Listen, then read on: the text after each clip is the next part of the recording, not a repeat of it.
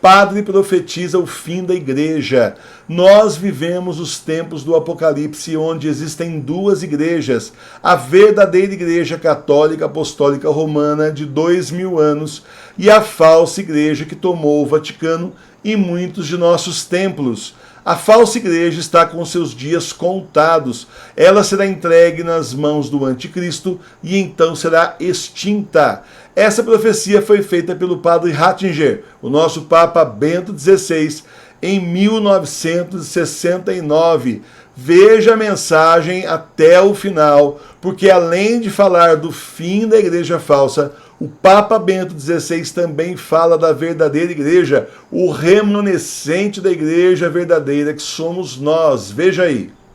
O futuro da igreja pode e vai sair daqueles cujas raízes são profundas e que vivem da plenitude pura de sua fé.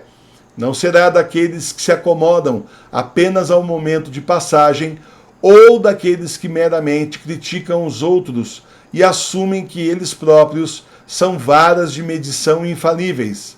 Nem será daqueles que tomam o caminho mais fácil, que esquivam a paixão da fé, declarando falsa e obsoleta, tirânica ou legalista, tudo que faz exigência aos homens, que os fere e os obriga a sacrificar-se.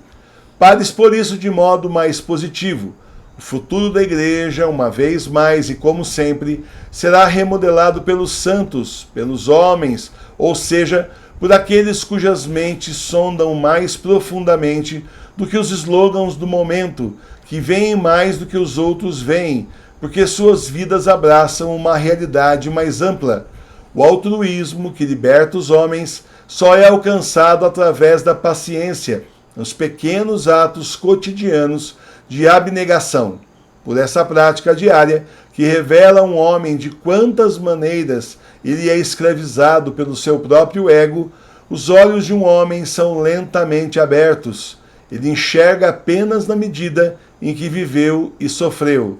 Se hoje já não conseguimos mais tomar consciência de Deus, é porque achamos tão fácil evadir-nos, fugir das profundezas de nosso ser, seja por meio dos narcóticos ou de algum outro prazer. Assim, nossas próprias profundidades interiores permanecem fechadas para nós mesmos. Se é verdade que um homem só pode ver com seu coração, então quão cegos somos? Como tudo isso afeta o problema que estamos examinando?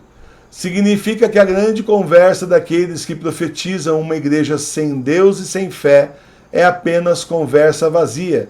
Não precisamos de uma igreja que celebre o culto da ação nas orações políticas. Isto é absolutamente supérfluo.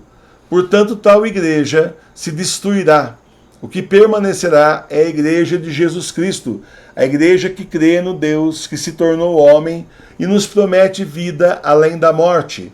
O tipo de padre que não passa de assistente social pode ser substituído pelo psicoterapeuta e outros especialistas.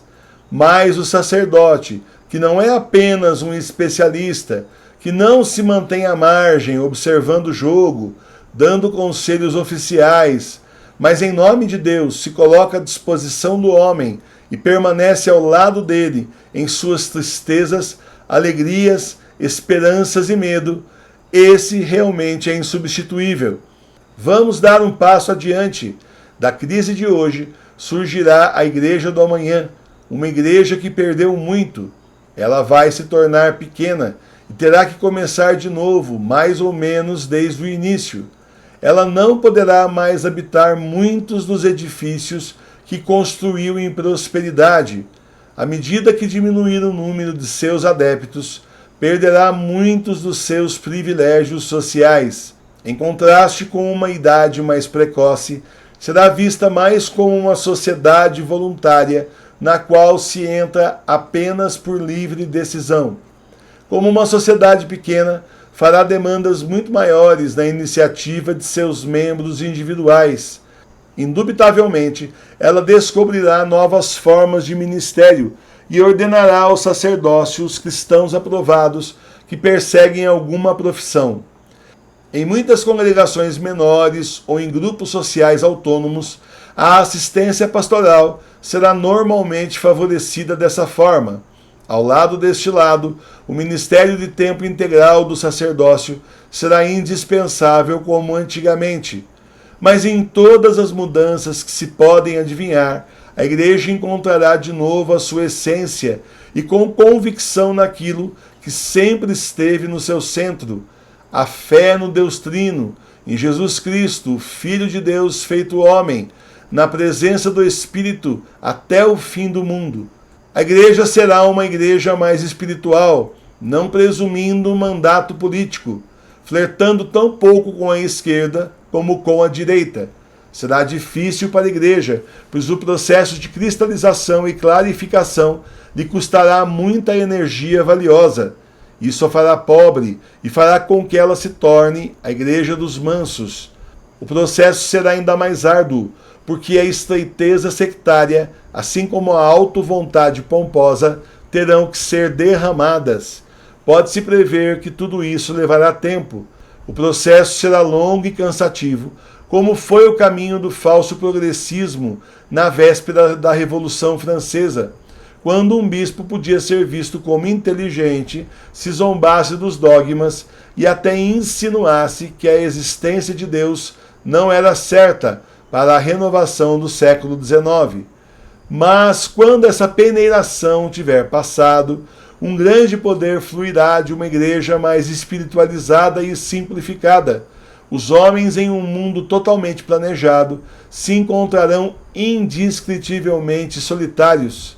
Se eles perderem completamente a visão de Deus, sentirão todo o horror de sua pobreza. Em seguida, descobrirão o pequeno rebanho de crentes como algo totalmente novo. Eles a descobrirão como uma esperança para eles, uma resposta a qual sempre procuraram em segredo. E assim parece-me que a igreja está enfrentando tempos muito difíceis. A verdadeira crise mal começou, mas estou igualmente certo sobre o que permanecerá no final.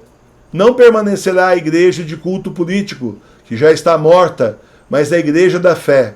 Pode muito bem não ter mais o poder social dominante que teve até recentemente, mas vai desfrutar de um frescor e um reflorescimento, e será vista como casa do homem, onde ele vai encontrar vida e esperança para além da morte.